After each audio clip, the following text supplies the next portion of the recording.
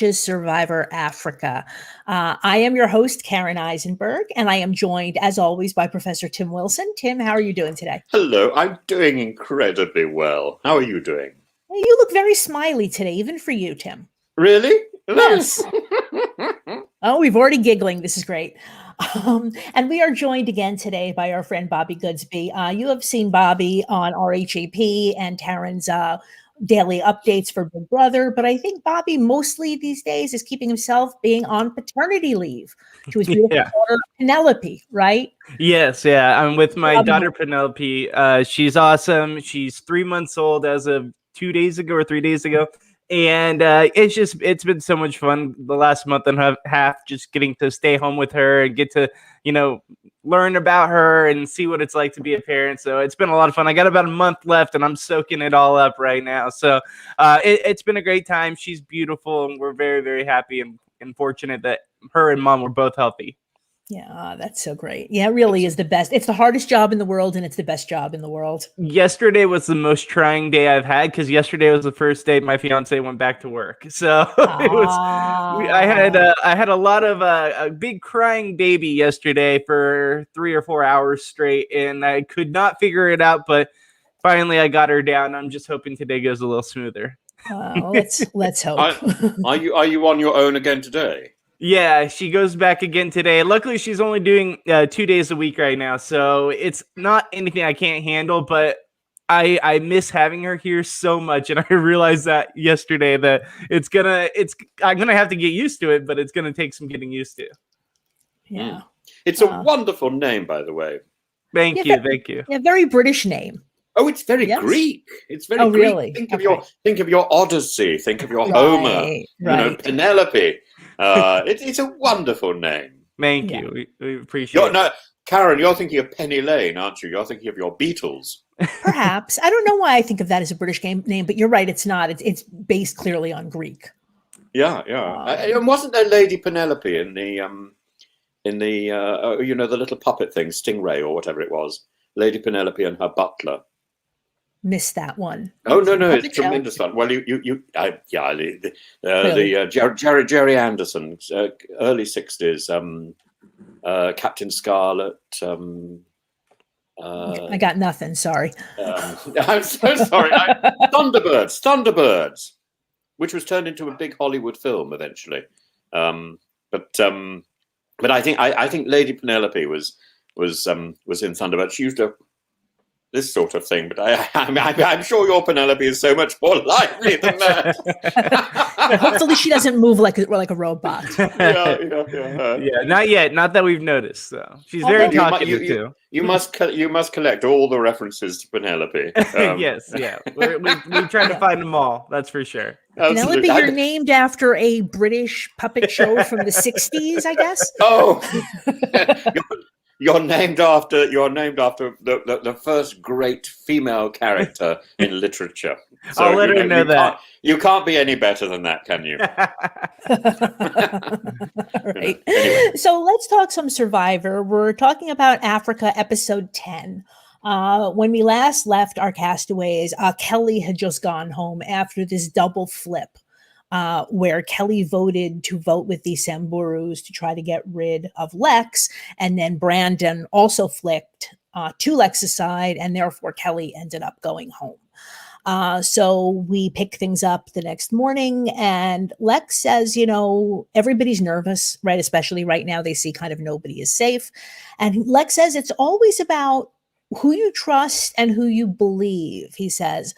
The same as in life, really, which I found an interesting comment, because I guess you do make these decisions every day, right? These judgments every day about who you trust, who you don't. But the difference is in that in real life, right, I tend to trust people, right? Whereas in a game, I default to never trusting anybody, right? So, Bobby, what do you think about this? I mean, do you feel like the same skills are useful in a game like this? Oh yeah, definitely. I think those skills definitely come into play, especially in the early seasons that we see. I feel like it's definitely more so a valuable, takeaway from all this. I think that, I don't know, for me, it's just crazy to see the difference between nowadays Survivor episodes, and then from what we see from the past, and seeing that difference just in game structure and the way the show's structured. And then we see going back and rewatching it yesterday, it was just,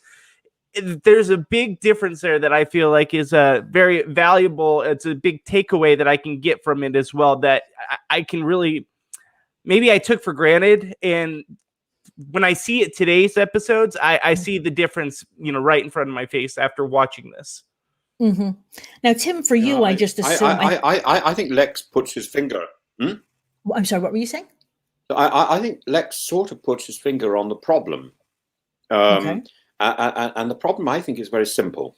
That people believe what other people say, and they don't look at people's body language or what people do. And simply looking at people and feeling, the way they behave, rather than what they say. People say stupid things most of the time. Right. They just like to fill up airspace, and most of the time one cannot be quite sure which end they're talking out of. What people say is slightly irrelevant, except on a podcast. Look at what people do, you're saying, and how they comport themselves. Yes, not what they say. And the only person who is consistently doing that, in my mind, is Ethan. Though I was a little bit alarmed by how much he was saying in this episode. He's sort of gone over a sort of red line here, and maybe it's just that we've been gifted with the words of Ethan today, but I think that's not necessarily a wholly positive experience. Because you're saying in general he should stay quieter. Yeah, in general it's better to keep quiet. Yeah, so from your point of view, this would be gameplay. From my point of view, I don't need to hear all the babble, because it's because most of the time it's irrelevant. So look at what's not being said. Right. And I think and Lex also keeps which is more us interesting. That, what is not? Yeah, and said. Lex's idea of trusting his gut. Now, again, I kind of laughed at him, not the previous episode, but the one before, because he kept talking about trusting his gut, and then he was wrong. But it doesn't mean that it's not a good idea. And I think he's just saying, you use the same skills that you would use in your regular life in terms of deciding who to trust, who not to trust. Well, this is true, except. You see, if I were out in the Survivor Africa group, my instinct would be to trust Teabag, teaspoon. Anyway, teaspoon. Now she will teaspoon. No, I know it's something to do with tea. We just call her Teabag on this podcast. We just it's just stuck. Let's continue the imagery. We just want to pour gratitude in all directions, but anyway, Teresa, I think I would instinctively want to trust her, and I would of course trust Ethan because I like him, but I also would probably be inclined to trust Brandon, but Brandon fouled his copybook last week by proving demonstrably that he could not be trusted, and that's the thing that colors the whole of this episode. To the point where it's slightly dull hearing it yet again, sort of reworked yet again and again and again. And you just think, well, I made that decision last week. Right. It is all important to remember, though, that, Lex's, gut here was wrong. We talked about this last week. It was perfectly reasonable for him to suspect Kelly rather than Teabag, right? Partly because she's a much better game player, right? But why do you think Lex is so wrong? Because I do think just the way that both of them have presented themselves to the camera, and obviously we don't see everything, but Kelly is kind of caustic. She tends to say what she thinks. I'm sure she moderates it some, but and she's playing the game. Whereas if you just met Teresa, you would probably just, she's this sweet Southern lady. I do think the accent helps, right? And she wouldn't lie. She wouldn't do something so duplicitous, right? And that's why Lex's vaunted gut, right, that just instantly trusts her, even though she's on the other tribe originally. Again, perfectly understandable mistake, but it's a mistake. Mm-hmm. Mm-hmm. Yeah. Sorry, Tim. I was just going to say, just like what you said there, Karen, it really comes down to, I feel, personality traits. And I feel like you saying that she was caustic absolutely hits the nail on the head compared to T-Bird, who, I mean, you listen to her on the podcast and she's the sweetest, most lovable person ever. I'd rather keep someone around that's, nice and just genuine and really feels like she's interested in you over someone that's going to be the other way. I that's exactly what I would say in that situation. I could see where you're coming from with that. Mm-hmm. Yeah, but it's perfectly possible to be interested in somebody, to be nice, and also to play a game. Mm-hmm. Chess is predicated on the whole principle of that, isn't it? And to be able to think 3 or 4 steps ahead. That's Ethan, absolutely. But Lex, when you apply these points to Lex and you say, can Lex think 3 or 4 steps ahead? I have an answer. You say, can Lex maintain and develop a friendship? I have an answer. Is Lex interested in power? I have an answer. And out of those answers, I'm afraid Lex doesn't come off terribly well, which is really sad, because I would like Lex to come off better. And I had Lex marked down like this a few weeks ago, and I don't think why can he not read the characters in the room, or in the in the whatever it's called, the wildness of the area? Why can he not?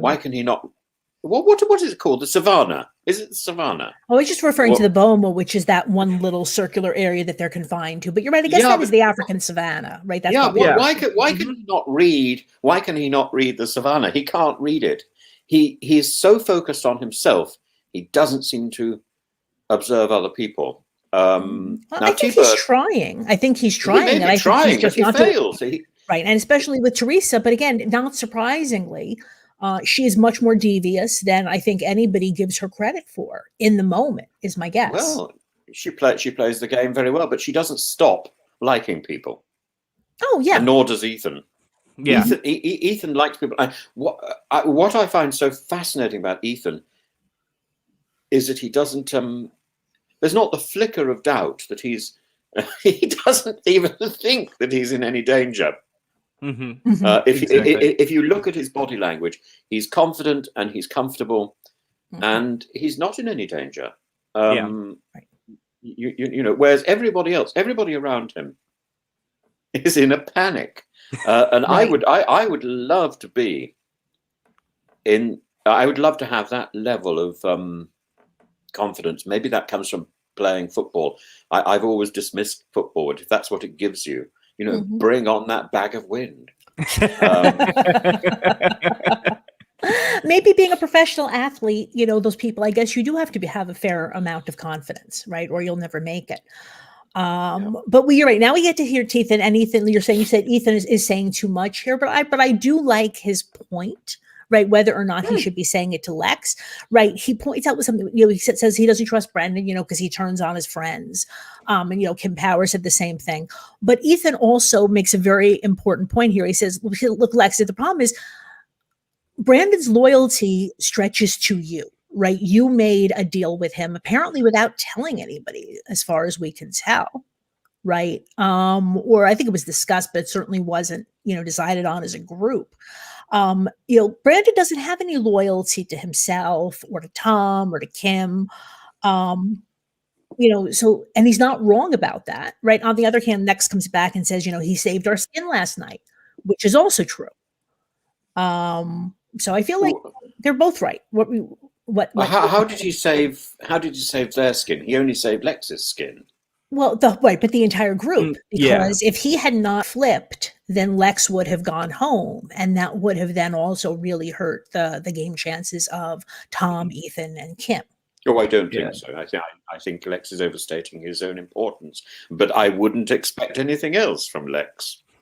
Yeah, I think that for me, it did come down to being a very pivotal moment because not only for, Brandon's original side, but for Lex and for Ethan and their whole side, because this really changed the numbers for them. If that didn't happen, we would be probably seeing a picking off of the one after the other. And so to get that and to have that advantage now you're right there. You have 4 versus 4, but who knows? Maybe Brandon will flip with you again. I think that was a pivotal moment in the game for both sides because. But I'm sorry. I was going to say I agree it's a pivotal moment, but I don't think it would have changed the outcome. Let's imagine it pivots as you suggest. Let's imagine Brandon didn't flip and Lex has gone out. Okay. Would you still agree with me that Ethan is still going to win? Oh, man, I would probably say I may be wrong, of course, and this isn't where you're having a private giggle to yourself. No, you're good. I'm not going to give away anything. I don't want to ruin anything, but I think that for me, I think that it would have sided more with in the other direction. I think someone like the thing is, I feel like in that situation, someone like a T-Bird or someone, oh man. Yeah, T-Bird is always a possibility. Mm-hmm. Mm-hmm. It sucks because I don't want to give too much away. Yeah, no, I don't think. I mean, on a very simple level of numbers, though, let's say Brandon does not flip, right? Lex goes, and then we have 4 versus 3. We have old Samburu gets back together with Frank and T-Bag and Little Kim and Brandon versus Lex, Tom, Kim. Right. Would that really work? Kelly, right? It's 4-4, right? It's 4-4. Mm-hmm. So then who knows? It's actually funny. So in Mario Lanza's book, which I plug almost every episode, that's unfortunately only this is the last season though, because unfortunately this book ends with Africa, and Mario says he's working on a book for Marquesas for the next season, but unfortunately it's not out yet.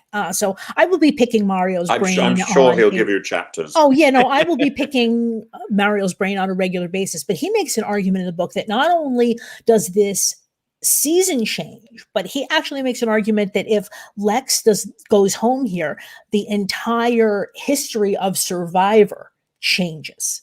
And he's talking about All Stars, and it's an interesting argument.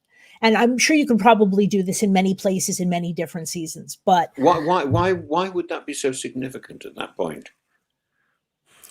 Because then it's I can't really lay it out for you without spoiling not only this season but other seasons. But he says, but this is a real pivot point in terms of what is considered to be good gameplay, in addition to just the people who will and will not be around. Yeah, Karen, that's the same argument I was trying to say, but I was trying to figure out the words to it's very hard to give it over without spoiling Tim, especially like I said, years and years and years of happening. Could we go back to the idea that T-Bag is a possible contender for the crown? Okay, absolutely. Everybody seems to like her. She's smart. She got away with the big move without even really planning to. Right, with putting that vote on Lex and having him go on tilt. But now my problem is that what she has done, she's played the game really that has been played before, which is by being nice and by sort of quietly whittling around in the background and being really quite duplicitous. It's not a good game to play because you will be found out, and when the jury comes to vote, they will not vote for you because one person in the jury will have realized that you are duplicitous. And this kindness is a sort of front in terms of the game, and actually it's a recipe for winning disapproval. In contrast, Ethan has been the gameplay Ethan has got, which has been quite fairly quiet, and at the same time leading from the front, which is an astonishing combination. Well, let me just put it this way. If Ethan does win, he will be a very different kind of winner because both Hatch and Tina were quite duplicitous and people knew it. Absolutely. And they won anyway. Absolutely. And I think T-Bag is playing the same sort of game. And people are wise to that. Well, I'm not even sure she was trying to play that game. I think the biggest mistake she made was just rather than having this being afraid of it being come out after the fact. And she's absolutely right now that if she were to tell Lex now that she did it, she would be the next one out. But maybe even before she did it, just go up to Lex, or if not, then immediately afterward and say, look, I couldn't vote, against Clarence. I just promised I wouldn't. So I had to vote for you. Which she didn't really have to vote for him. But if she had laid that out preemptively, right, he might have understood it, right? Whereas because she didn't do that, right, and she just did it quietly. I'm not sure if he would have, but if you're expecting too much of Lex, look, well, especially if she had done it in advance, I'm not saying he would have loved it, but I think it would have been much less dangerous to her game than being found out later. What do you think, Bob? What do you think, Bobby? I mean, should he have done it? I think that it would have been risky, given Lex's demeanor and his behavior and the fact that he won 0 votes against his name. But I do think that it would have at least created somewhat of a barrier between any animosity he has going forward towards trying to figure out who the person is that voted for him. The fact that she was able to play it off and Kelly was the one who got the blame, it really was to her advantage because he wasn't even thinking T-Bird. It wasn't even in his head. So the fact that Kelly ended up being the one who basically, got shot by the gun, she really lucked out in this situation. And I feel like T-Bird is kind of ahead of her time in this season. Well, the fact that we see her playing almost like a double side, or at least being nice to your face and going behind your back in a very small and threatening way, she does these moves that I see as moves that we'd see later on in future seasons, not something we saw in the early seasons. So yes, she was similar in ways of like a Richard Hatch or Tina, but I feel like she was just a different character and kind of had a different sense of the game and how to play it. That was something we'd see later on in future seasons. Yeah, but I just don't see her as a winner, and she's you keep telling me to think about the amount of money, the $1 million. It's not insignificant. She's being quite canny in her way. I would I salute her niceness. I like her niceness. I certainly wouldn't admit anything. But I do have a question. So when you get put into the jury, can you talk to fellow jury members either in this little hotel or when you're making decisions? Because if you can, then they will confirm which way they voted. In which case, Kelly and Lex will be able to compare notes, and Lex will realize. It's a good question. The short answer is yes. They try to avoid it. I'm not sure. They might have been stricter in previous, in the old, back in the old days. But even then, I'm not sure they really have somebody following you around 24/7 when you're on the jury. I have heard. What have you heard, Bobby? I've certainly heard that there have been times that if there is a handler around, they will tell people to cool it. But again, they're it's not like they have people on them one-on-one, making sure the conversations don't happen. It's clearly they do. From everything I've heard, at least I know for a fact on Big Brother that they don't let you talk about game unless there's a camera in front of your face. So in my opinion, it's probably very similar. I mean, they're both CBS shows. They're both, the same type of reality shows in a way. So I would think that it's the same thing as when they're filming you, fine, talk about game. But when they're not, maybe they separate and say, talk about anything else. And they have handlers around. I don't know if they have individual handlers. I don't believe so, But who knows? Survivor's a little bit different the way they do things. Some of the things they do are, in my sense, better than the way Big Brother does things with production. So I could be wrong. They could be free to talk about whatever, but I think especially in these early days, I kind of doubt that they were able to.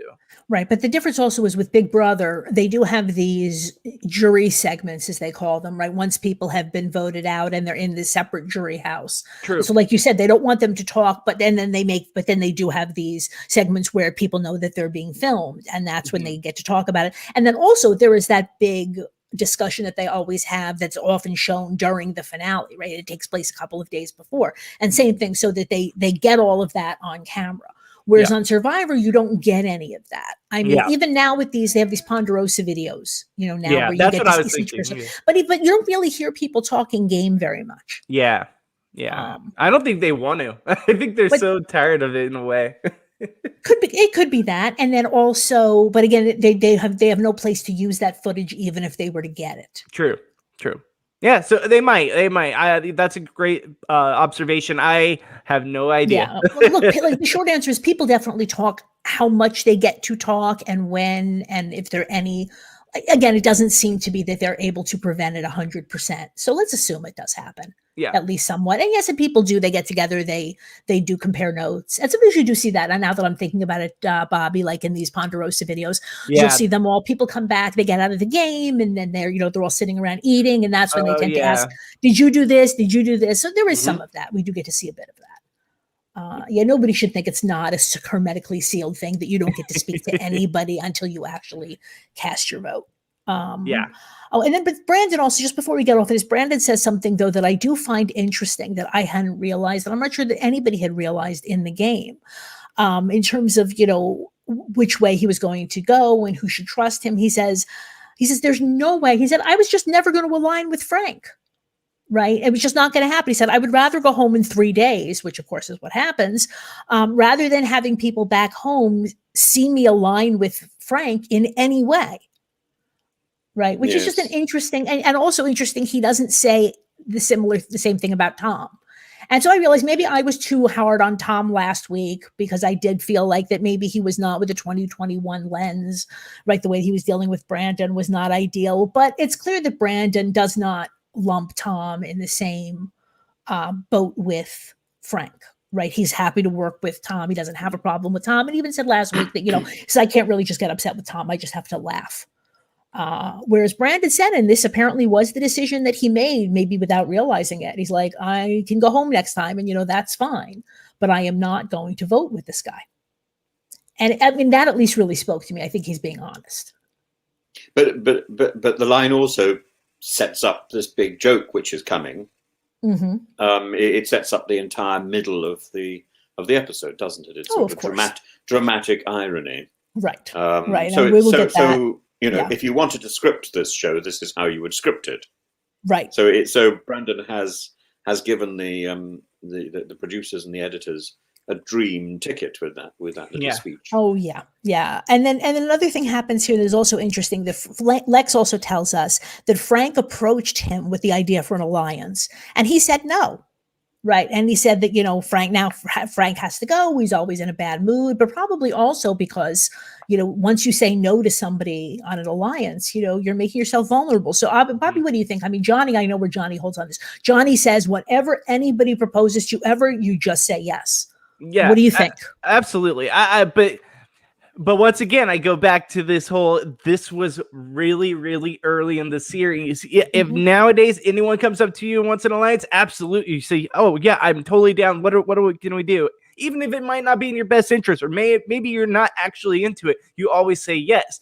Maybe that's something that we could have used in these early seasons is, a little more yes man and a little more, backstabbing. Because back in these days, it was very much so, honor and integrity and living up to your name, and a handshake's a verbal agreement.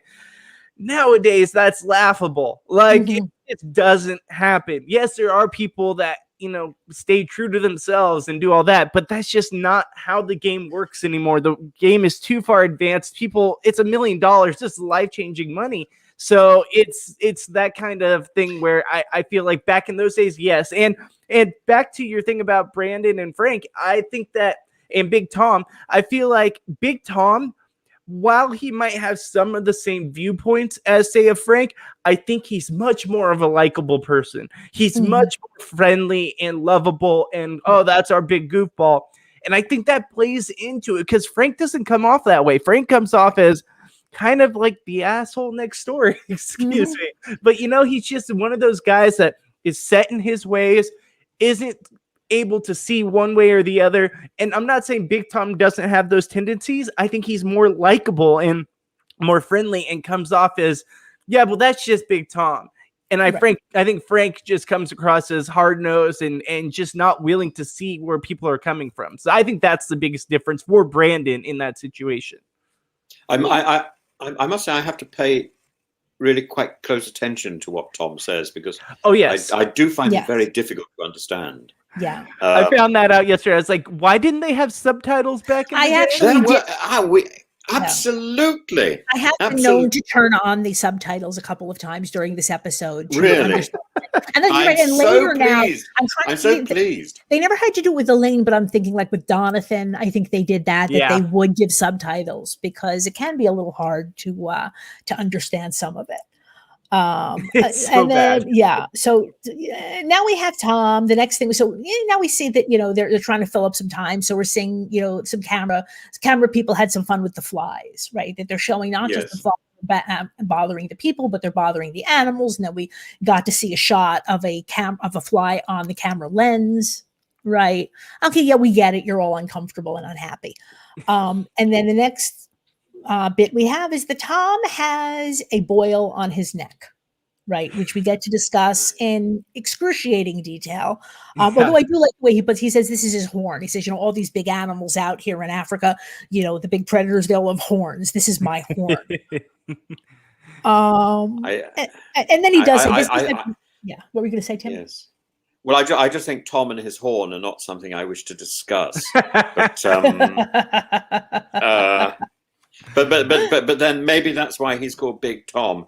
But anyway, yes. Sorry, I've lowered the tone of our conversation. Oh well, Tom lowered the tone too. I mean, he's talking first. He says that women like to touch things, to cause pain to men, and then he says, some things that you want them to touch, they won't, and then other things you don't want them to touch, and they will. It's typical, right? So.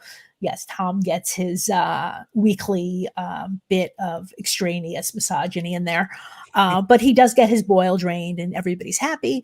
And then we get into the the beat of the episode. It's reward time. It's movie night. So you're going to do a relay race in pairs, and then whichever pair wins, they're going to be able to watch a movie. Okay. Now, in terms of they left it up to the survivors how to figure out how to pair off. Because they could do this with a random draw, but they didn't. They allowed them to choose. And again, was there any prodding from production here? Who knows? But they did decide to draw lots, and it does seem to be it was a fair draw. And then they ended up, of course, with their dream scenario where Brandon and Frank end up on a team together.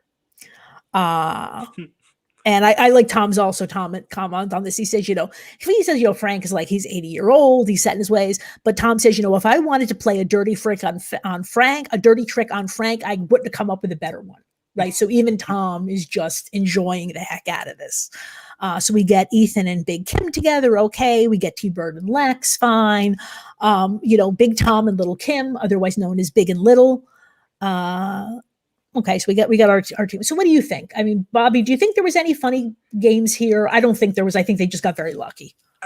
They got extremely lucky. Like the fact that it was boy, girl, boy, girl, boy, girl. And then, And then that setup, I mean, part of me feels like that has to be staged. I mean, back in these days, we're kind of accustomed to, setting it up for the perfect scenario for good TV. More so nowadays, I feel like you see it, but you don't see it as much in certain ways. And that was almost like a blatant, this is what we're doing because it's going to make fantastic TV. Otherwise, you just have a normal competition with, people going against each other. I don't know. For me, it felt a little staged. Well, the only reason, like I said, I don't think it's staged because they did show them picking the thing. The only thing I could think of also is that rather than just having them pair up where they knew that they would not get this combination, they figured, okay, let's let them draw. We have a 1 in 4 chance. Maybe. I don't know. What do you think, Tim? I'm afraid I just watched and thought, how did they do it? How did production do it? I didn't for 1 minute think Karen that we saw it and therefore it must be correct. I'm afraid I'm entirely with Bobby here. I just think my assumption is that the finger of production was somehow sort of up this one, and but I just don't know how. Yeah, it's like Choose a card, magic any trick. card. I was just going to say it's like a a card magic force. trick. It's a card force, you right? just, Somehow, and yeah. you just enjoy that legend de main, that deceit. You just enjoy it. And I don't have a problem with it, even if they did do it. But like you said, if they did do it, I can't figure out how they did it. I feel like it's as simple as cut. Okay, you're going to be picking this one. You're going to be picking this one. And action. Yeah, what's your reaction? Yeah, the reason, again, that I don't tend to think, because, again, I've heard many survivors tell us all sorts of things that CBS doesn't want us to know. Yeah. Whereas in terms of this kind of thing, I have never heard of anybody claiming that things like that or the schoolyard picks or anything were staged. Why would you claim? Why would you tell the truth about this story if you know it makes iconic television? You wouldn't. Fair enough, but like I said, a lot of people go around and it doesn't talking change about it didn't change the ending. Oh yeah, no, and I mean, I don't have a problem with if they did do it, but in any case, it is amazing TV, and we get the heats, and we don't have to go through the whole thing. But the thing that I did love about this, sorry, what were you going to say? Don't you think really it's the best it's the best 10 minutes in this series of Survivor so far? It's definitely up. It's definitely up there. I mean, it's extraordinary in terms of the structure of the episode, just how well crafted it is. And there you've got sort of almost a metaphor for everything, that is sending Brandon out. Mm-hmm. But the one surprising thing we did get here, again, I didn't see it coming, and I don't know whether Frank saw it coming, was that Brandon is pretty damn competitive, right? And you would have expected that Frank would be yelling at Brandon, but what we get is the opposite, right? Oh, it's wonderful. Brandon is wonderful. Yeah. Even, maybe he doesn't want to hang out with Frank. Brandon is the bully. Yes. He is it. Yeah. And then when they win, Brandon immediately, he gets it, he's yelling. He said, "I got a date with Frank." So maybe that's why he wanted to do it. He just thought it would be fun to make Frank hang out with him and see what would happen. Well, he also, I think Brandon is a clever enough boy to know absolutely that this makes iconic television. Mm-hmm. I think so. And I think Frank may not have been quite as quick on the uptake of this, but Brandon knew that if he's going to go out, and I think he must have known his time was limited here, but if he was going to go out, this is the way to do it. My God, is this the way to do it? Yeah. Yeah. Now, the second part of this, which I think that perhaps production wanted, and I certainly wanted, was to then see them, the two of them, they spend time together and they realize that they're not that different and they become best friends like Hatch and Rudy. That didn't happen. Right. No, they did kind of set it up. And like Little Kim even says that, maybe this will be something big and permanent. Right. And Tom, of course, jokes that, 5 minutes later, he expects to see Frank running back to camp. And I think also T-Bird also says everybody's hoping that, Frank will come and realize that, Brandon's not that bad. No, that doesn't happen. I mean, they do talk. They are cordial. Right. A little bit more even than I had expected. They're even joking about, who ate all the candy. And Frank says, Brandon's a competitor. I respect that. I high-fived him in the spirit of victory, but I still wouldn't have coffee with him because, I'm old-fashioned. I feel like you can be old-fashioned and still treat people with basic respect and courtesy, but, that's just me. And then Brandon also said something interesting. Frank says, Frank is evasive. He's cold. But he doesn't put out on a date. Yeah, but also I'm saying Brandon, I felt could have gone much harder on Frank here. I mean, he's still being, I was not nice, but he didn't. I'm not saying that Frank is my favorite person, but he also didn't. Everybody kind of wanted to smooth this over and have this be less uncomfortable. Whereas, like you said, I think maybe on some level, production did want the lack of comfort, right? Because it is great TV. Mm-hmm. But what they really want are these big life-changing moments, and nothing is changing for Frank. Yes, I think it would have been much more entertaining as a sequence if they had bonded. to bond and then to go out. That would have also been an interesting scenario. However you structure this, every sort of marker along the way, I don't even think this is editing. I don't even think this is editorial decision. I just think this is the hand of fate.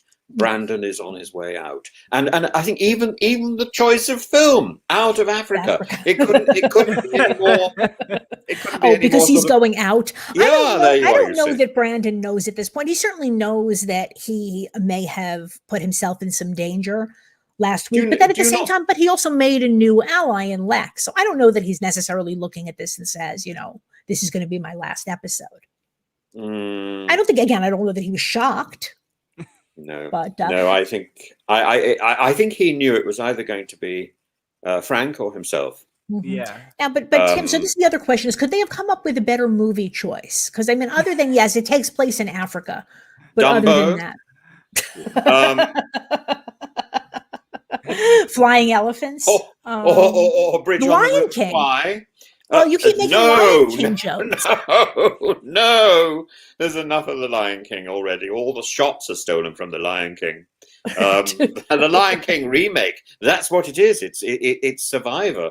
It didn't need to do all that CGI stuff to produce the Lion King version 2. You've already got it. It's called Survivor. I would have been so like bummed if that's the movie we had to go see. Like, you finally win a reward. You're gonna see a movie. It's Out of Africa, because you haven't had enough Africa in your life for the last 30-something days. I suppose they could have devised a more earnest film for Frank to really rub his face in, Philadelphia or something. But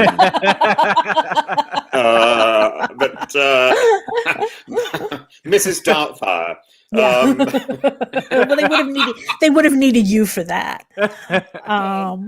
But so we don't get to see Frank learning and growing. Yeah. Again, I'm just guessing. It's 20 years later. Frank is probably still not learning and growing, but who knows?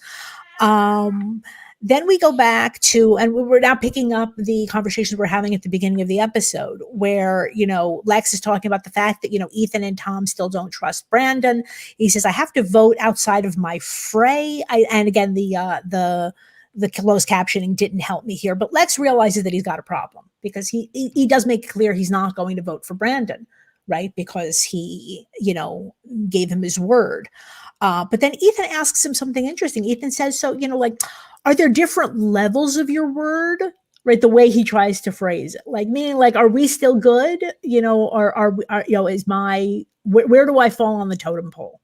And Lex ensures him that, they're good till the end of the game. He says, whereas my bond with Brandon said something like, will end when it's time to get rid of Brandon.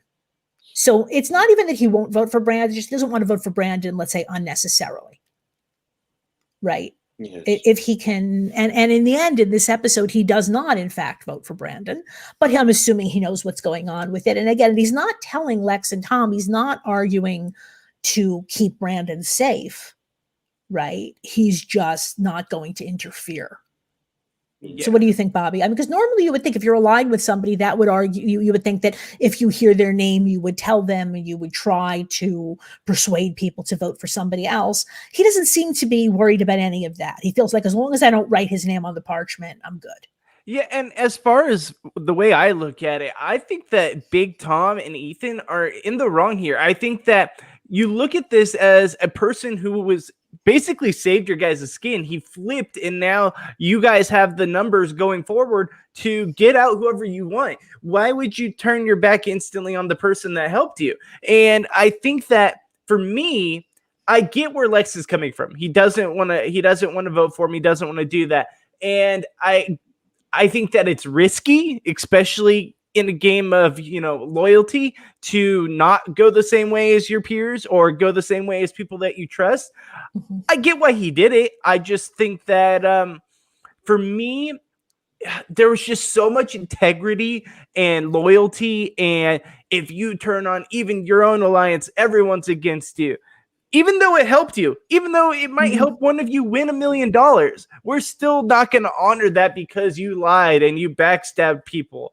Like, that's just so different.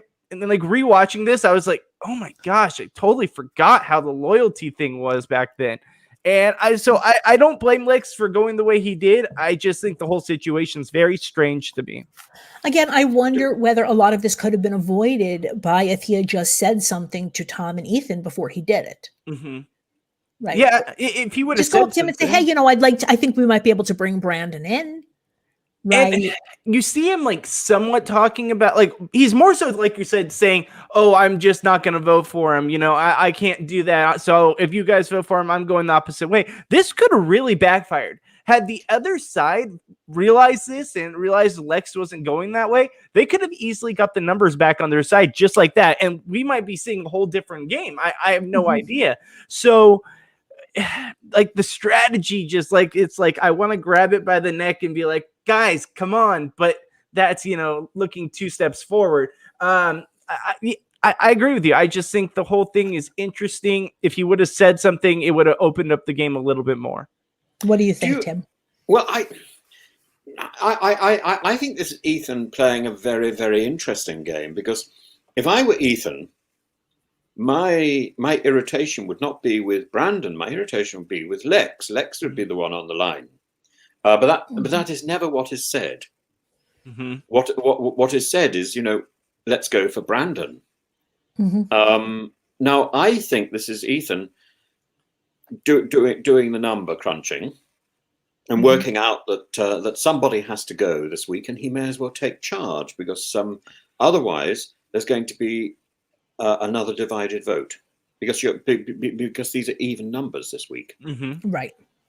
And I think this is Ethan being extremely clever, and being prepared to sort of come from undercover, to blow his cover in some ways, just simply to push the game forward. I don't think he needed to do it, by the way.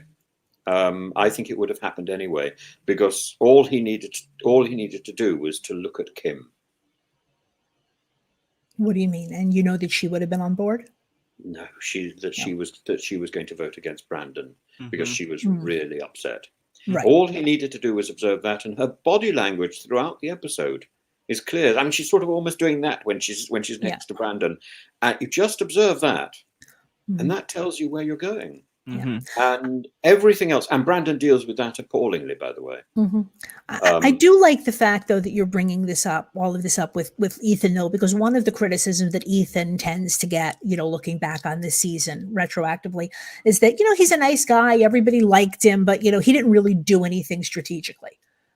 Yes, and we're showing that's definitely not true in this episode. And I would argue in other episodes as well. I think in other episodes as well, he is thoughtful. He's strategic. But I mean, the other thing is, I think the cinematographer must have been gay, by the way, because I'm sure most good cinematographers probably are. In this particular episode, it is so obvious that the only people who matter are Brandon and Ethan. Just look at those lingering close-ups, and particularly the profile shots of Ethan. And there's one shot of Brandon which is simply breathtaking, and you just think, "Wow, this is astonishing." And then you look at the shots of Kim and Teabag, and you think, "No, they don't make it. These are just sort of straight-on shots. There's nothing creative about it. There's none of this sort of lingering cinematography." The cinematographer doesn't have to necessarily be gay, Kim. It could also be a woman, right? You're just assuming that, right? I suppose it could also be a woman. Yeah, absolutely. It's but it's somebody who has a particular interest in. I just assume that they have good taste, because I like to look at Ethan, so they probably like to look at Ethan too. Ethan. I mean, this is Ethan. This is Ethan's episode. You might think it's Brandon's episode because he's on the way out, but Ethan is the one who steals this episode. And you would have thought, the episode is there for Frank to take, but no, he's just into the background. But there are straight men. I was going to say this at the end of the episode, but I might as well talk about it now. There are straight straight men also who like Ethan a lot, and one of them is going to be joining us next week. But Ethan is, our guest, Ethan is an icon. I love Ethan. Our Ethan guest is next an week. icon of masculinity, isn't he? He's what everybody aspires to be. Right. But you're stepping on my big announcement here, Tim, that we're going to be joined by Dr. Mike Zahalski, sex doctor Mike from Heroes versus Healers versus Hustlers. So this is a guy who has been on Survivor in a more recent season. And he is known as Sex Dr. Mike because that's what he does. He is a urologist who specializes in, male infertility and, erectile dysfunction, all that stuff. I think it's the largest urology practice in Florida, I believe. So he's a real doctor. But he's also in many ways a 10-year-old boy. And so this episode is going to rapidly go off the rails. I'm not even going to try to stop Is it. that this coming week? Next week. Yes. Oh my goodness, Karen, absolutely. I'll bring all my complaints. This is going to be insane. Tim, you'll love him, but he's a handful. Oh, he is definitely a handful. So bringing him on live. I'm sure he's had a handful in the past. So he's actually the person who performed a vasectomy on Johnny. So we might be able to get some inside information on that as well. What? No.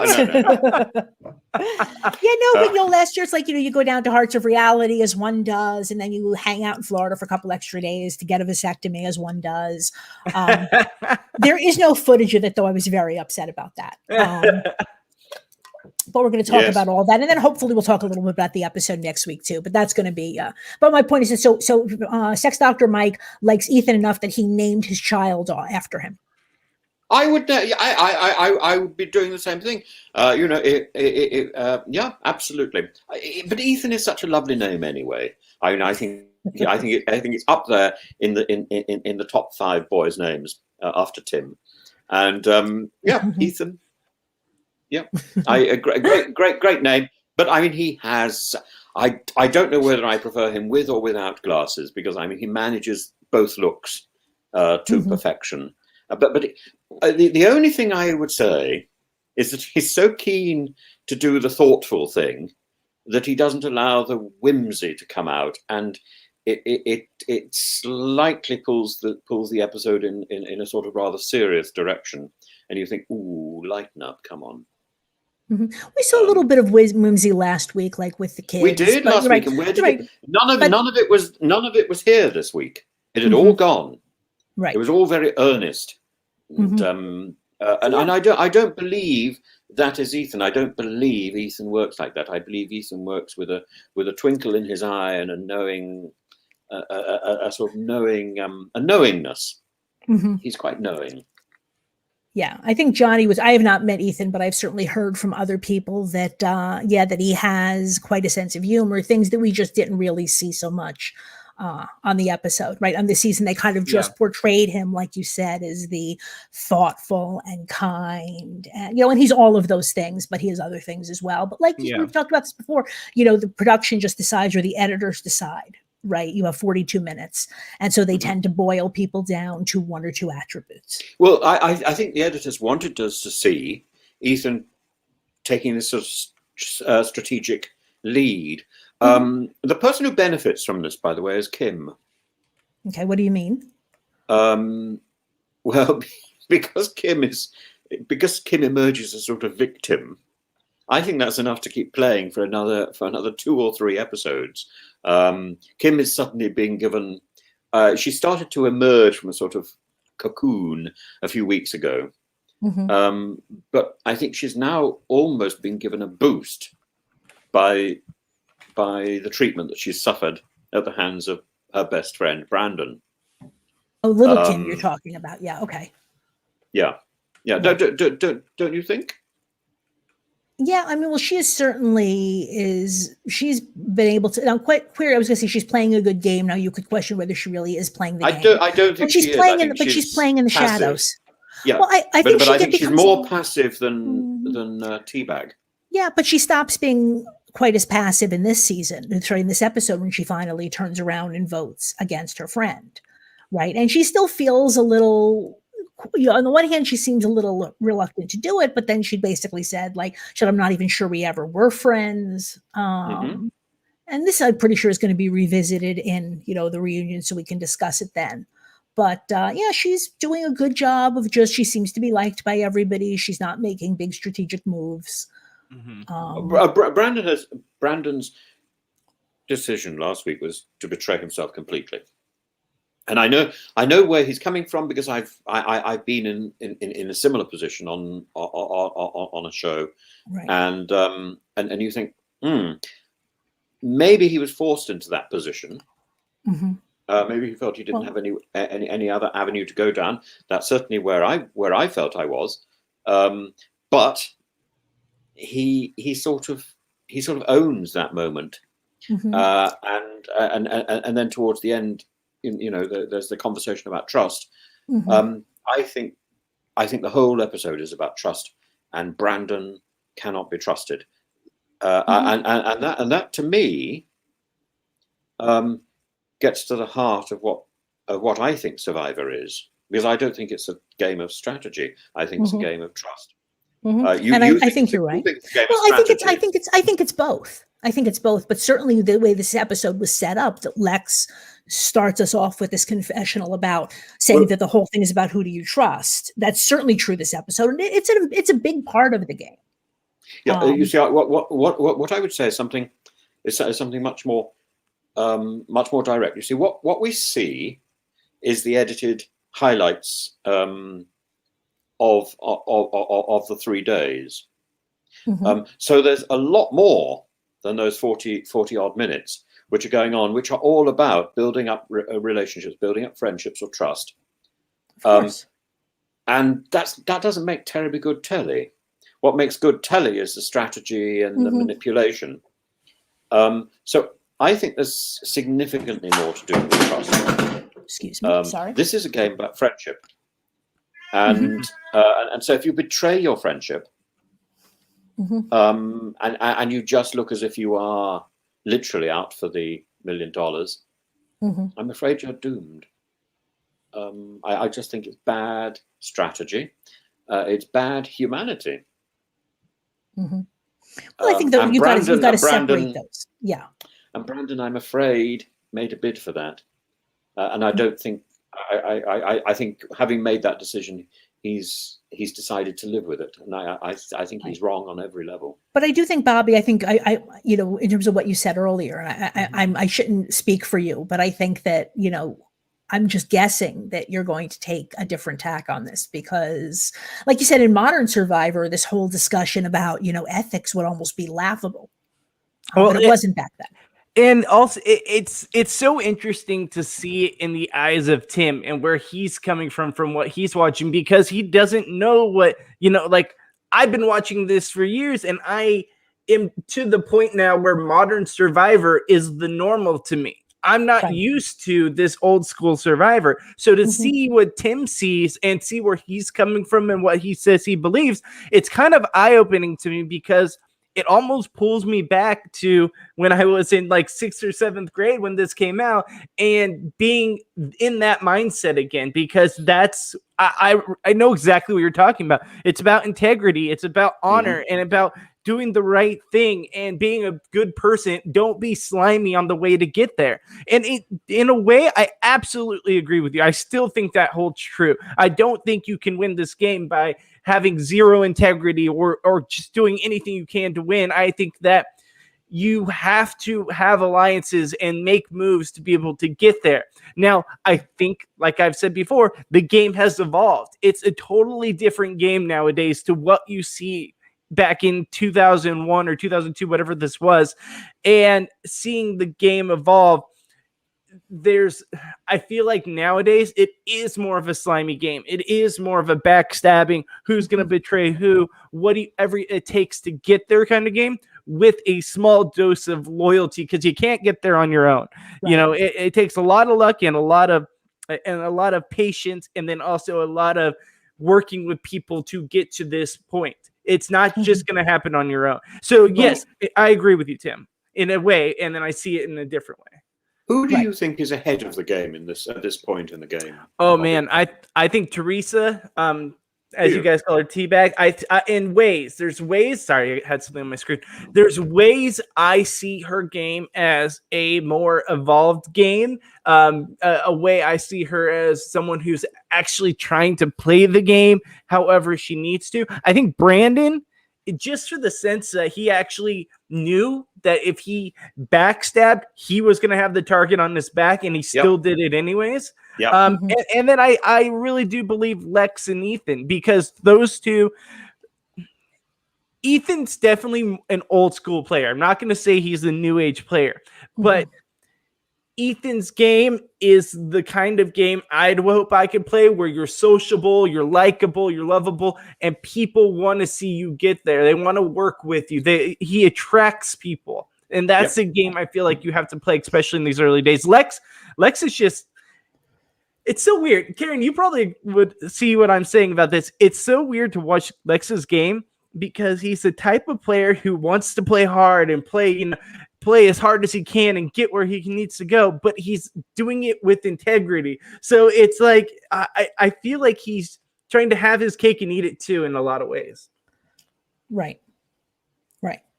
But the other thing I would say with Ethan is perhaps one of the reasons we don't see, before this episode, we don't see a lot of, Ethan talking strategically, is that in a sense, he knows that he has Lex, taking care of that. And, if you will, doing the dirty work.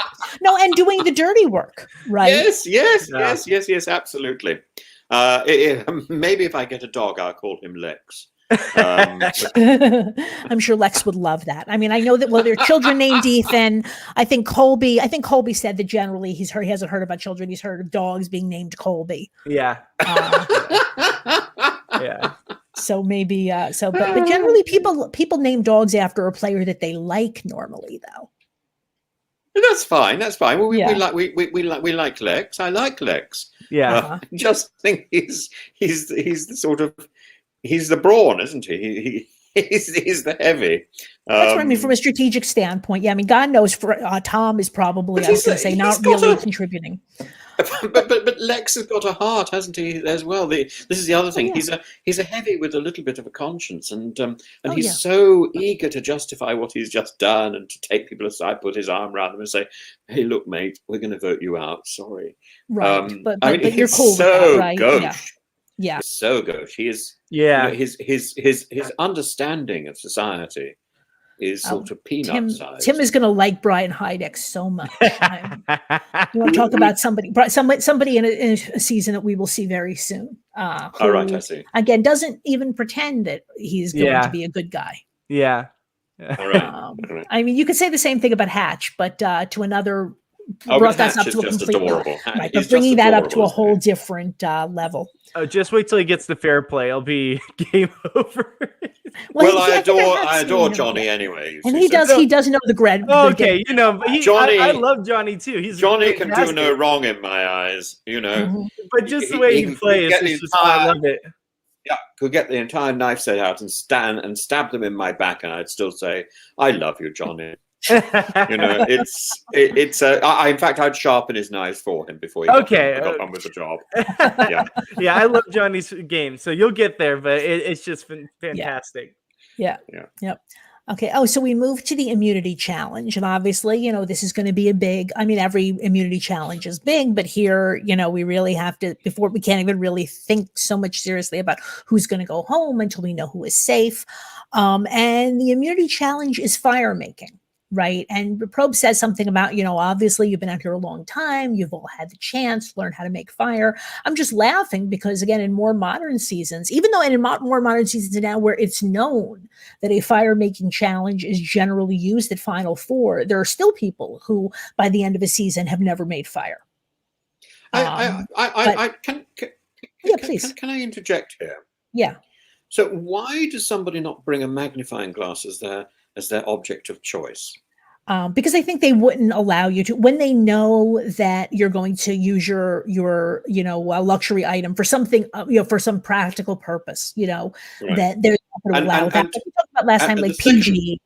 PG bringing earrings that were also fish hooks, right? When they realized what was going on, they made her, take them off. Second question. Yeah. Now, I seem to recall, I can't remember whether it's a Tintin book or whether it was literally Lord of the Flies, but doesn't somebody use his glasses to that's act as a Lord of the magnifying Flies. glass? Lord of the Flies. So why does Ethan not do that? Well, they had magnifying glasses here. Remember, they didn't get Flint this season. They got a magnifying glass. Oh, did they get a magnifying glass? I'd forgotten that. Sorry. Which I think that might be the only time they've done it. And I don't know whether they did that for that reason. You're really trying to kind of recreate Lord of the Flies, or whether maybe they figured because it's always sunny, right, in Africa, so that therefore they could use that rather than Flint. I don't know that story. I should have asked Mario. But yeah, I'm not. Robbie, are you off the top of your head? Are there any other seasons where they did this? I have no clue. I know I've seen seasons where people use their glasses. We see that in the future. Yeah. Oh yeah. In the future, you see that for sure. But the exact reason, I have no idea. The only thing I can think of is maybe they just wanted to make sure that people started the fire, because with the animals and wildlife around them, they didn't want to take any chances. Right. I mean, Flint's not hard to use, but still, you never know. Right. But other than that, is a very reasonable question. And yes, people have done that. I think Bob did that. Bob somebody I think even brought glasses they didn't really need. I mean, that's probably what I would do, because I can function without my glasses. Same. You better believe I would a very strong prescription, right, so that I could really use it. I remember they broke them in half and used the double lenses, so they put one lens on top of the other. That would be the thing you would do, absolutely. Absolutely. Yeah, so that has been thought of, Tim, and you're absolutely right. And that is one of those things they really can't tell you that you can't have glasses. And again, in production has not stopped people when they've done that. But like Colby with his, Texas flag that was really a tarp, or PG's earrings, when they catch you doing something like that, they with Colby's tarp, they didn't really take it away. They just complained about it. Whereas with PG's earrings, they did take it away. So we get to the immunity challenge. So but it does seem that they have all made fire before. And the only thing with this that's just interesting is little Kim screaming burn at her various things, even before she was trying to light the fire, like even when she was just bringing, fire making materials or whatever. She was just challenged the idea of burn, burn, burn, burn, which was Ethan wasn't so good, wasn't he? I mean, look, making fire is not that easy, even with a magnifying glass. It's not, one of these things that's just, very easy to do. So Lex wins. And again, so, Lex is not going to be an option in terms of people, And do you think he would have been otherwise? Look, like I said, it's 4-4. Let's think this through. But assuming that Brandon would vote with Lex, then Lex would still be safe. It would have been either Little Kim or Frank or T-Bird, right? I think that's what I would have assumed. And I think that's probably what Lex also assumed. We don't hear anything from Lex saying like, oh, my, thank God I won, because otherwise it was going to be me. Lex always wants to win, and he wins a lot. But I don't know that he necessarily thought that he was on. Now, could it have happened? I mean, Bobby, let's think this through. Let's say Lex doesn't win immunity. Is there any chance Lex goes home?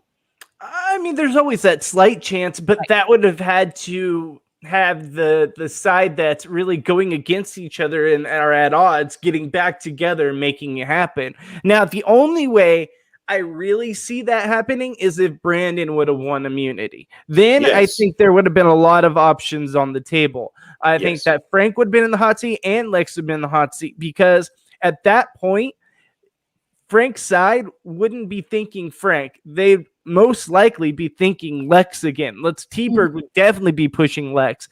And then it really comes down to, do Ethan and Big Tom actually do what, Lex is asking of them and vote out Frank? And then it would have been interesting. I think that's kind of the scenario maybe production was hoping for, because I think that would have brought the most drama. Right. So what would you have got? You would have got a vote for Frank from Ethan, from Tom, from Lex, and from Brandon, and from Lex, and from Big Kim. Yeah, and from Kim. So in fact, Frank would have gone. Yeah. And I think that could have happened here just as well. But I do think that the fact that people were able to kind of pull together from both sides and all decide that they no longer trusted Brandon, from that standpoint, it was kind of an easy vote for many people. But in terms of those 4 people on the original Boron, Lex is always going to be at the top of everybody's list. And then I would say, Ethan is number 2. Even if people don't really understand how strategic Ethan is, clearly he's being strategic, and he's being more strategic than Tom, and probably also more strategic than little Big Kim. We just don't really hear Big Kim talking game almost at all, right? She's been picked up and protected by the 3 guys on Boron. So if you're Frank or T-Bird and you're trying to figure out who to vote off, I mean, for me, it's easy. You always go after Lex. Okay. So they go back to camp. You don't think there's any possibility that Ethan would have voted against Lex? I don't think so. No. Especially not at this point.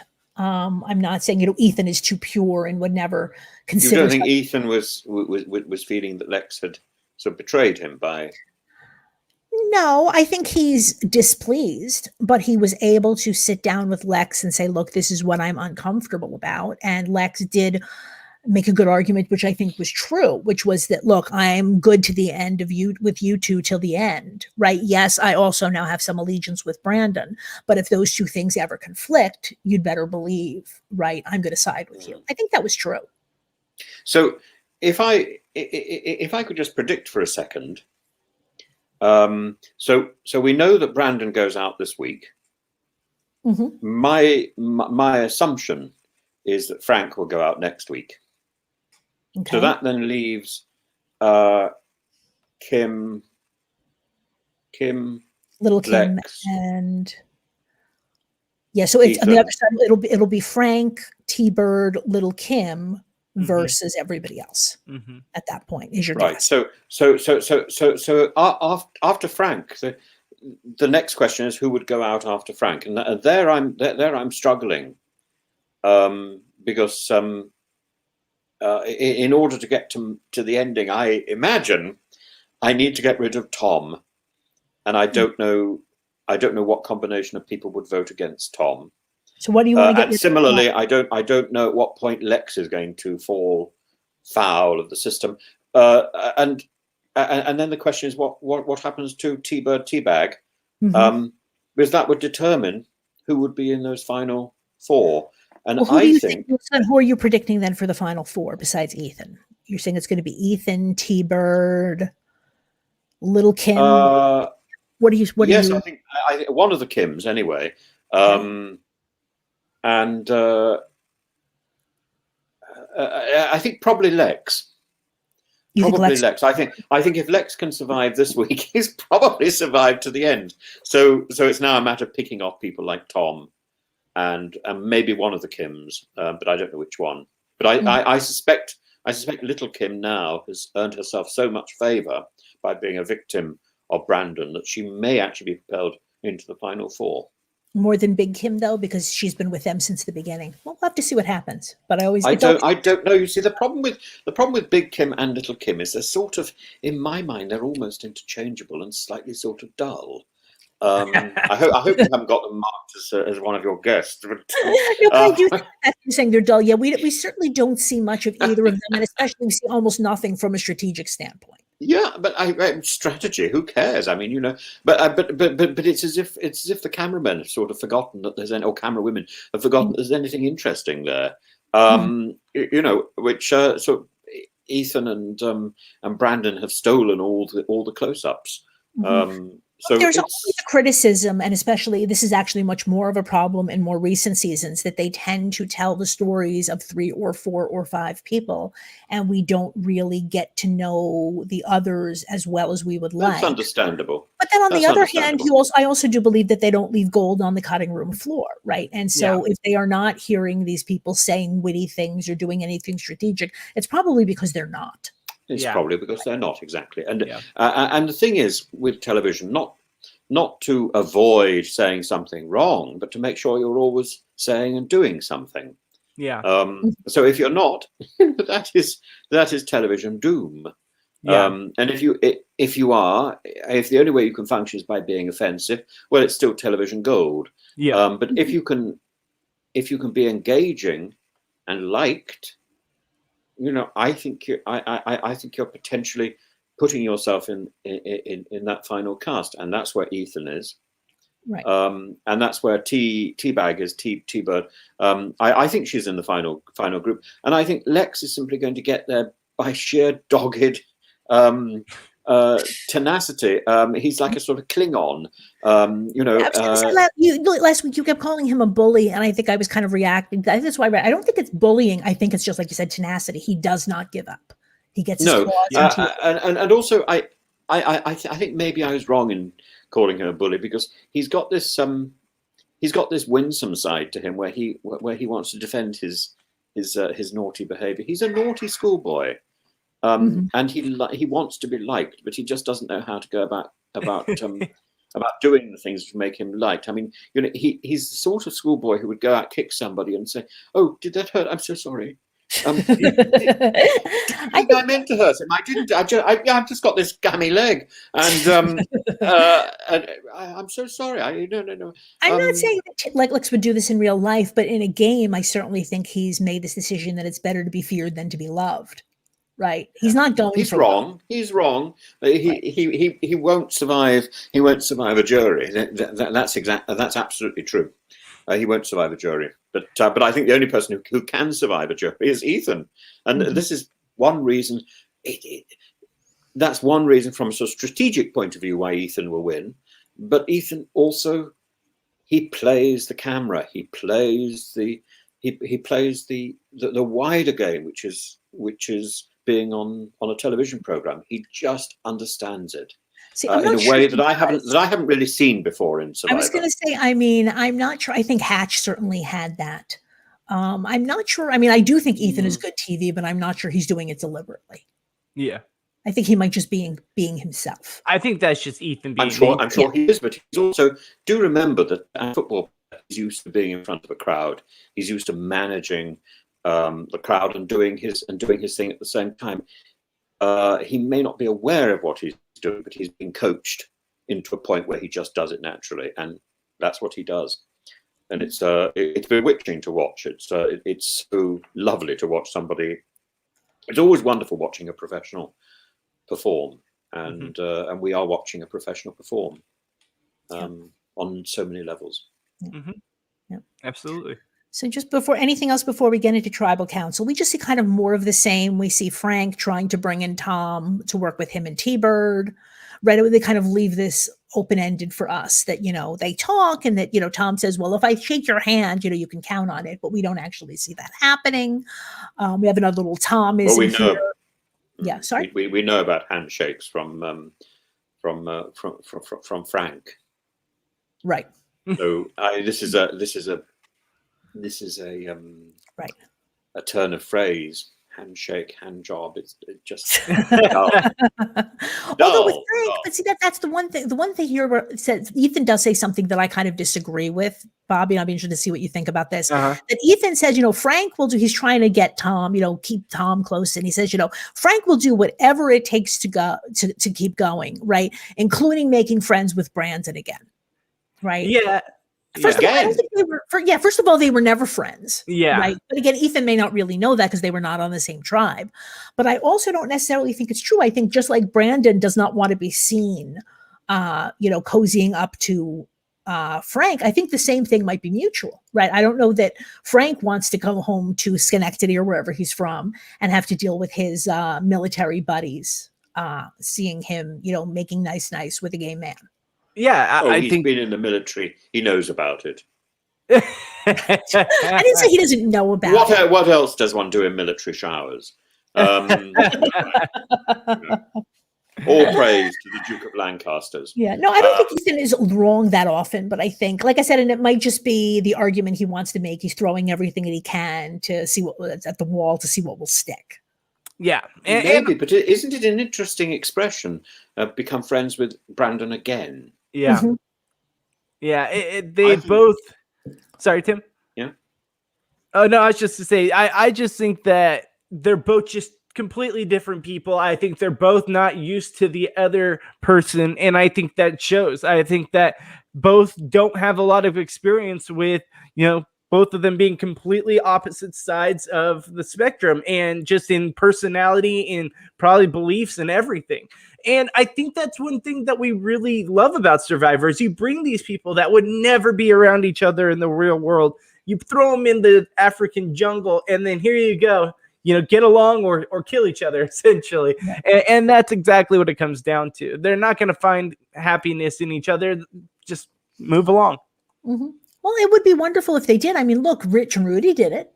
Right? Absolutely. So it can't be done. But in this case, it's not happening. And that's where we've seen the two sides of the spectrum. We've seen Rudy and them make it. We've seen them become friends. And we've seen this side now. So now it's kind of coming full circle for Survivor. Right.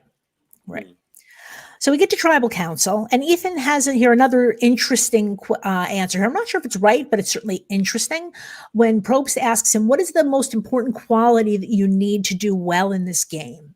And Ethan says confidence. He says confidence in yourself, confidence in your friends and in your decisions, and confidence in winning the competitions. I feel like... Sorry, go ahead. Check for a second there. Yeah.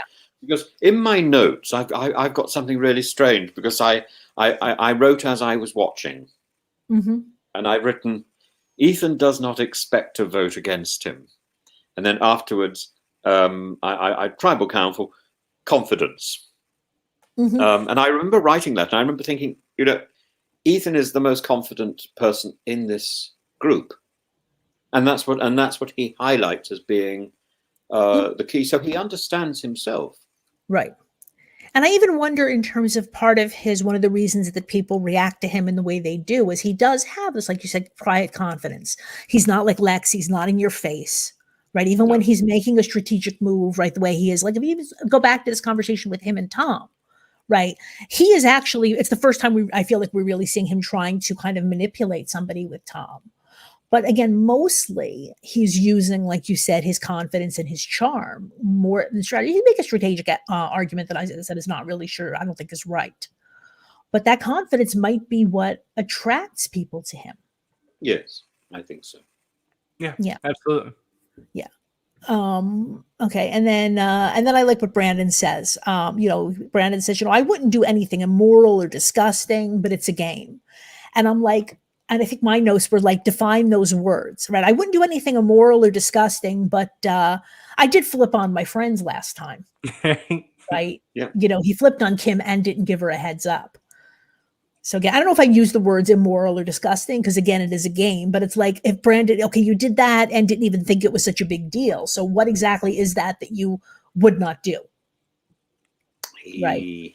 He knows he's on his way out, I'm afraid, by this stage.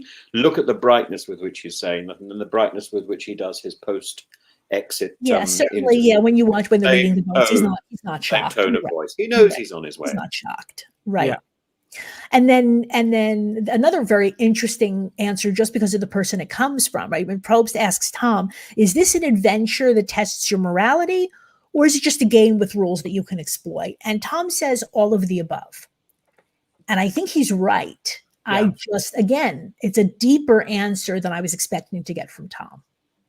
And then Probst runs out of questions, really, doesn't he? Because he's now covered all the men, and he's now got to go to the women. He's just not interested. Mm-hmm. Well, I mean, remember these things are edited down from. I know that modern tribal council. I know, but don't you find it rather sexist, Karen? What, that he goes to the men first? Look, there's and also slightly dismissive. He's got through all the points he wants to make. There's a much bigger argument with Probst that he likes not just men but the alpha males, right? Those are the people that he likes. Doesn't he just? Right. Those are always his go-to winner picks. Right. Right. The eyebrow arches at this point, of course. Probst. What a nice boy. The dimples, though. The dimples I've seen the dimples in person. They are amazing.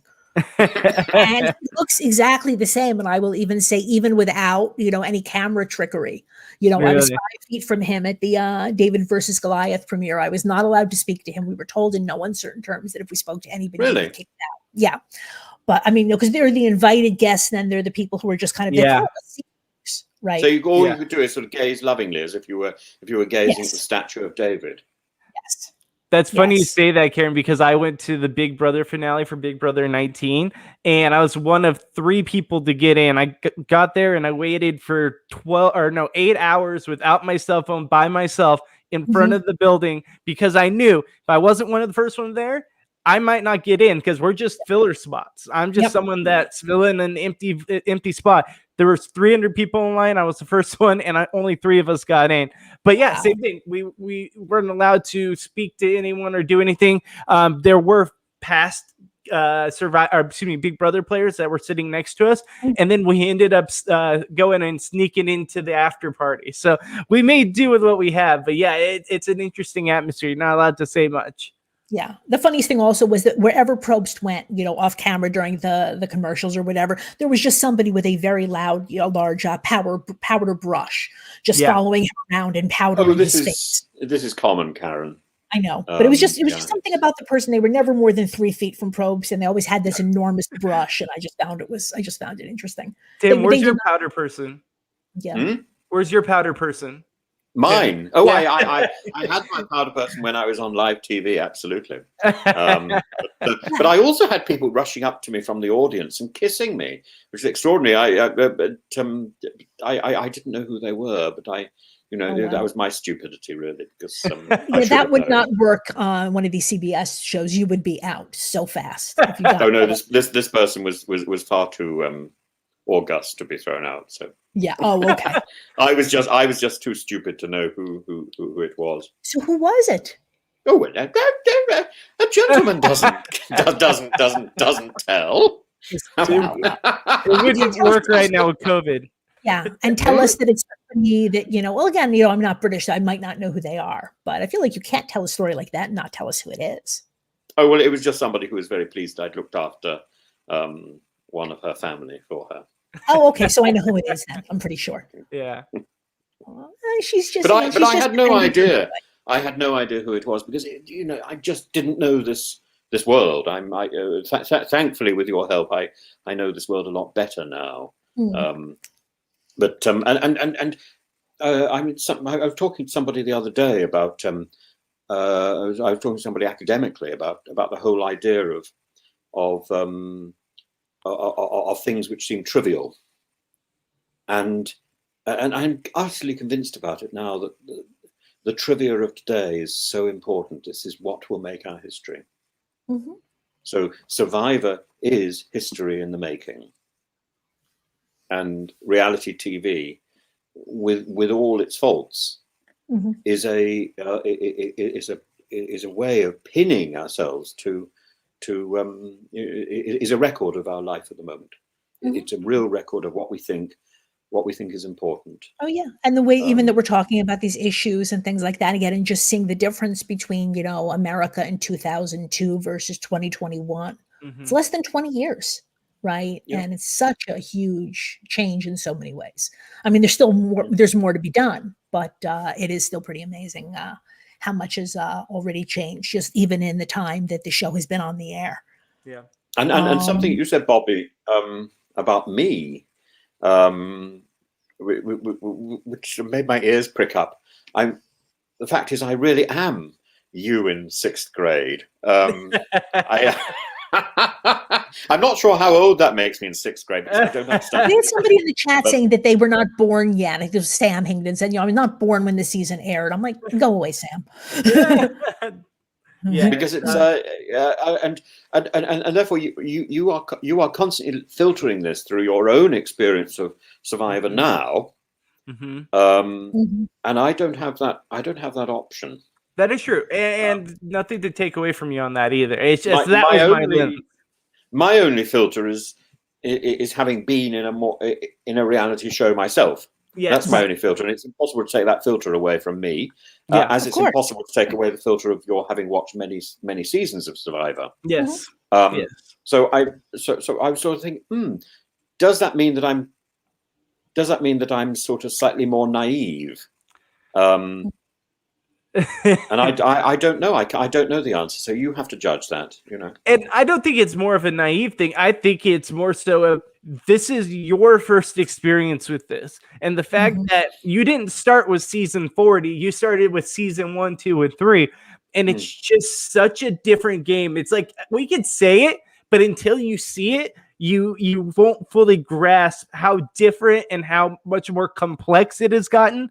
So to see your perspective on these early seasons as this is all you know, it's really refreshing, because it takes me back to how I originally perceived the game and how I look at it now, and where I can contrast my opinions now with how I was when I was younger. That's all I was getting at. Has it got better?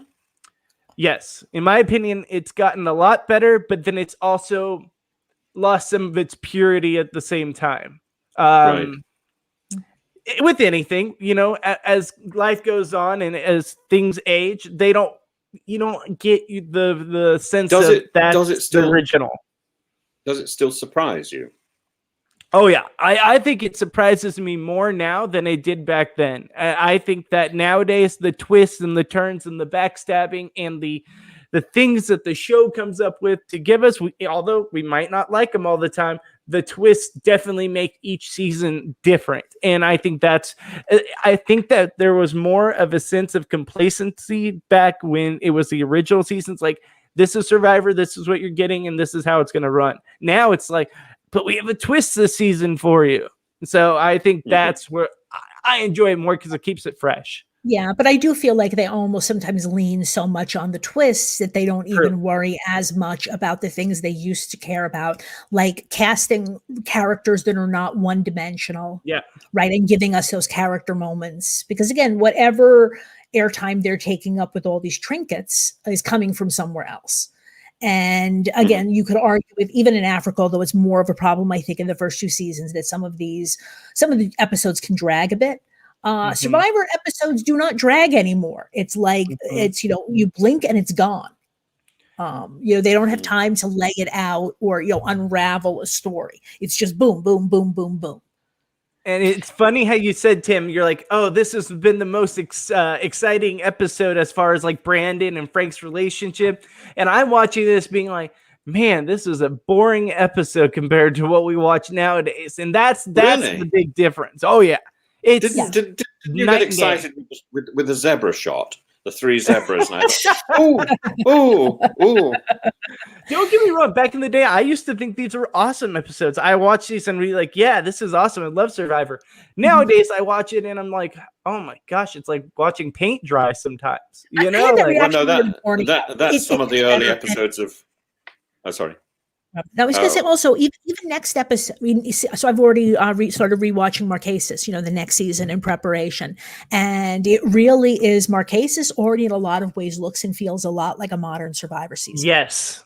Right. They don't have all of the trinkets and all of that, but it's tightening up. Right. There's money. There's not the same kind of interminable, watching them, we watch them watching each other, while they're bored. We don't get any of that anymore because they're learning again, how to use what they've got and how to tell the story. And it is remarkable how quickly they figured it out, because if you had asked me before I'd started this, I would have said that it was a much more gradual thing. And certainly, I give them at least the first 8 or 10 seasons, I would say, to get it right. It's not. They got it much faster than that. Absolutely. Completely right. I just rewatched that during quarantine back in like April or May. And I was blown away at, okay, so this is where it starts to turn. Not fully, not completely. There's still aspects that I'm like, okay, it's going to take a little bit to get there, but you see the steps. It's baby steps, but you see the steps, especially in the character development, that you see them take the game to the next level. Right. Yeah. Marquesas is a great season. I mean, I also think Africa is a great season. A lot of people disagree with me on that. I don't know anybody who hates Marquesas. I mean, I'm sure there's somebody out there. If you hate Marquesas, let me know. But you could certainly hate, people in Marquesas or specific things that happen in Marquesas, sure. But I don't think you can look at that season and say, oh, that sucked. Yeah. It's just not going to happen. So we get to the votes, and not surprisingly, Frank gets votes from Brandon and from Lex, who tells us yet again how rude and insufferable Frank is. Right. He's probably not wrong. It's probably not wrong, but it's not something we want to hear. It's so gloating. Right. And everybody else everybody votes for Brandon. And remember with Frank, we did get the next time on Survivor and the little dig where Brobe says, Frank shows us his sensitive side. Right. And he starts off, I forgot exactly what he sent, but the same kind of thing you could probably hear from somebody in 2021 about, own the libs kind of thing without using those words. Yeah. And we hear somebody who I think is T-Bird trying to shush him. So there will be more of this in terms of, you feel like we're going too hard on Frank, Tim, because I find Frank pretty insufferable too. No. I'm afraid I don't. Frank is not. I think Frank needed a hug many years ago, and he didn't. Yeah, see, Linda was running around trying to hug Lindsay. She should have been trying to hug. Should have been hugging Frank. Yeah. Yeah, Frank. Yes, I think Brandon should have hugged Frank. Yeah, I think. Frank has. Frank would have loved that so much. I think Brandon would eventually. I think that part of it is again that Frank just has no sense of humor. Right. Where again, Tom has a sense of humor about himself. Rudy, I think, has a sense of humor about himself. Frank does not have a sense of humor about anything, least of all himself. No, and he's also rather shy. It's the shyness which made him go off on his own at the merge. He's shy. He's insecure. I kind of like that about him. He likes to know where the team is. I mean, you can see all that sort of army stuff in him. Mm-hmm. But you're right. Sometimes when he's vulnerable, like even when he was trying to, bond with that elephant, which on the one hand was so ridiculous, but on the other hand was kind of touching. Right. Because you're right. I think he is a person probably who sometimes does have problems fitting in, and maybe even being in the military, in a sense that's helpful because like you don't have to figure out who you are or where you fit in. Yeah, absolutely. I'm sure Frank didn't want to take control. I'm sure he would have been so much happier to have surrendered control to Brandon. He lacks the ability. It was an opportunity. An opportunity Brandon didn't take. Frank and Brandon. Oh, yeah, you should definitely do it. Write that fanfic about Brandon and Frank, and then bring it next week for Dr. Mike, because Dr. Mike will be all over. Yeah, I feel like Frank lacks the ability for socially, like he's socially inept. Like I feel like he doesn't pick up on social cues that most of us would. And I think that really hurts you in a game like Survivor, where it's basically all off your social game and your mental game. And when you're lacking in one of those categories, I think you struggle to win. Yeah, absolutely. But Lex is doing very well on that basis. So well done, Lex. I think Lex has just been lucky, and Frank has not been. Frank was let down by being in his tribe initially. I think Frank would have been so much happier if he'd been with Ethan. It's funny you say that, but I was going to say, even if he was on Boran, right? Because for many people, we can look at it and say, if they'd been on the other tribe, right, everything would have been different. I don't think Frank would have really fit in very well with, Ethan, I guess, right? Ethan could probably get along with anybody. But I don't think he would have probably fit in much with Tom. Certainly not with Lex, right? No, I don't think they could have had Lex in the same tribe. But swap Tom and Lex, and it would have been. I think Lex was tamed by Ethan, and I think Frank would have been tamed by Ethan. Yeah. Woof woof. We come back to the same concept. Now we're writing a whole different kind of fanfic. Sit. Yes. Fetch. Good boy. Now why did you side with Brandon? Woof woof woof. I'm surprised you haven't cast anybody as a cat, right? Frank is the dog, right? I guess T-Bird could be a cat, right? Who? T-Bird. She's a little less direct, right? She's a little more stealthy. I don't see cats as like that at all. I see cats as sort of intelligent watchers. That's Ethan.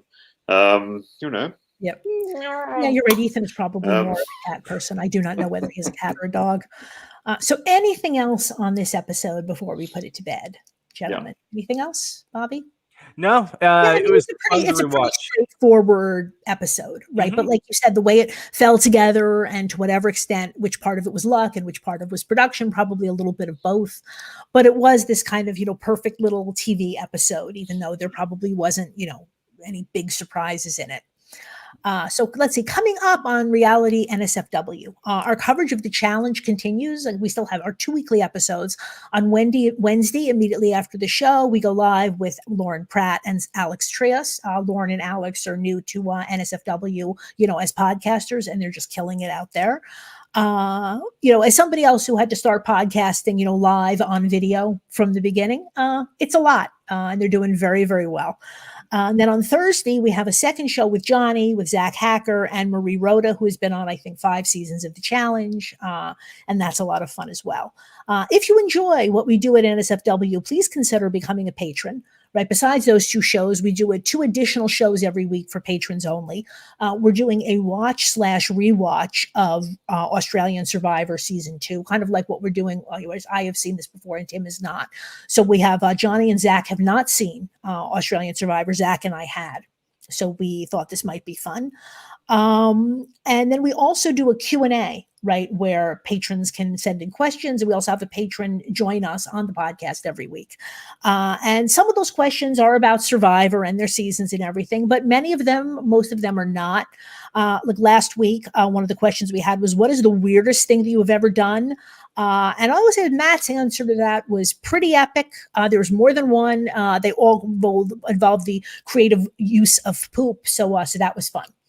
So if you ever want to hear what Matt might have done involving some poop and a condom and a diaper, become a patron, and all of it will become revealed.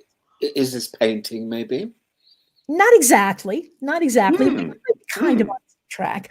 Remember also, we are the home of Johnny Fairplay and his famous T-shirts, right? And if you purchase a shirt, you get a call from Johnny. I am modeling the "Dude, You Sucked Today," which is a quote that Ethan gave us in one of his later seasons. It was fun. Now, did he say? No, he didn't say who he said it to. No, he didn't say it to Lex. Can't remember who he said it to, but it was epic enough that we put it on a T-shirt. So if you do buy a T-shirt and you give Johnny your phone number, he will call you. It's not a joke, and it's not just a 30-second thank you. Have your questions ready, because when I spoke to Johnny, I think we spoke for about 45 minutes. I mean, yes, I like to talk. But I kept saying, like, don't you have to go? He's like, come on, you say you're a Survivor fan. What else do you want to know? And if you buy a T-shirt, who knows, 4 years in the future, you might be here on a podcast. That's kind of how it all started. So I already told you that next week we're going to be joined by Sex Dr. Mike. We don't usually put disclaimers on shows, but maybe even for this one, we might have to make an exception. Someone's always worried that he's being too naughty. First of all, Tim, there's really no such thing on NSFW, but especially next week. Yeah, we're going to be very, very naughty, and hopefully we're going to have a lot of fun. The mind boggles. And I forgot to ask you guys where you can be found on social media. I put my script away, and this is what happens, Bobby. So tell people where they can find you. Yeah, just like the name says here, you can find me at Goodsby Bobby on Twitter. I've got stuff going on. I just did a podcast on Rob Has a Podcast about Sequester, if you want to go back and see that. And then we've got some stuff coming up with Big Brother 21. I'm sorry, Big Brother Canada. Oh my gosh, what season is it now? 8? I totally forget. But yeah, no, with Big Brother Canada around the corner, we're going to be covering that. 9. Thank you. It's been so long, and this last season was cut short that I'm totally blanking on the seasons now. But yeah, no, with the season coming up, we will be talking about that on Rob Has a Podcast. So you'll be able to see me there, or at Goodsby Bobby on Twitter. And yeah, one more thing. When you guys watch the finale for this season, not spoiling anything, but I just watched it for the first time in years last night. See if you catch it. They let an F-bomb drop on TV, and you can clearly hear it. Well, an F-bomb is a 4-letter word. Yes. With a exactly. Even in 2021, you do not say on network TV. It rhymes with duck. Yeah. So I believe it's a permanent activity for that particular animal. And one of the castaways says it. So I want you guys to try really? to catch that and hit me up on Twitter. And let me know if Which you see castaway? Oh, you can't. I can't tell you, but let's just say is it one I would like? Yeah, I think you'd be chuckled by it for sure. But I'll have to look out for that. I did not when I rewatched the season before this. I have not rewatched the reunion yet. I was on my phone like doing something, and I had it on in the background. And all of a sudden, I just hear and I was just like, wait. I had to rewind it like 5 times. I was like, is that really what I heard? And sure enough, that's completely 100%. I'm like, how did that get on TV? And how did no one notice that? All manner of things have been on TV by accident. Mm-hmm. Yeah. Yeah, there was a fleeting frame that should have been deleted from a television program on British television called Naked Attraction. Oh, where I'm, when you've got lots of people standing in boxes with no clothes on, things can happen. And I think at that point the show cuts and they go and they film again when things have calmed down. And in this particular instance, it was in the background. There it was. Episode 1. I don't know whether it's been trimmed since, but it was certainly there in the because it made the news. Yeah. Oh, wow. And just so you guys know, this was not in the reunion. This was in the edited show, the final episode. No. The final episode. I didn't catch it. Then I will have to. I mean, obviously, I'll watch it again before. Yeah. And it wasn't bleeped or blurred. Normally, American TV bleeps anything. It was almost like a transition scene where they're going from one shot to another, but you clearly hear someone in the background just yell it out, it's like, oh my gosh, it was such a rough night or something like that. They just say it. So it's something so it's you not hear. on live TV, but they just didn't catch it when they were. They just didn't catch it. It was clearly in the edited episode, and it's like just a one word boom. Like he or she just said it. Interesting. I'm gonna have to look for that. Okay, so Tim, yeah. Time to tell everybody. I can be found on I've got a blog called animate-tim.com. I've almost got a website, but I can't work out how to get rid of the stuff which is already on there, which is all about a beauty parlor, which I don't operate. So I will give you that, I hope, next week when I finally manage to master the software and to negotiate my way through the through the template, which as I say is nothing to do with me. Otherwise, I can find on Instagram on Professor_Tim_ what am I? Professor_Tim_ Wilson. _Wilson, yes. And Twitter, which is Prof_Tim_ Wilson. That was just a senior moment. I'm approaching the age of 60. I just want to flag that one up for May. Do I do anything else? You've got Twitter, Instagram. Did you talk? No, you talk about Zonto on YouTube. Oh, Zonto. Yes. It's behind me. There you are. You see, look. That way, there behind me. Zontofilms.com. No, Zonto Films Ltd. Which is which you can find on YouTube, and there's quite a lot going up there on YouTube. So some of it has to do with politics. So you can glide over that if you want the more entertaining stuff. Politics can be entertaining. Oh, politics is endlessly entertaining. Politics, is just about life. It comes from the Greek word polis, which means city. It's if you want to live with other people, you have to do politics. That's it. In fact, Survivor is politics in action, isn't it? In a small way. Of course. You just see the dark heart of politics in some cases. Yeah. Well, who said that politics, the art of the possible? Politics is the art of getting what you want without necessarily. The brilliant politicians are those who manage to get what they want without showing their hand. Ethan, he should be running a country. He should be running. If he gets tired of being in the States and being content with his $1 million prize, he should come over to Britain and run the country for us here. I'd be delighted. I think you're just already assuming that that's what's going to happen. I am assuming he has winner written all over him.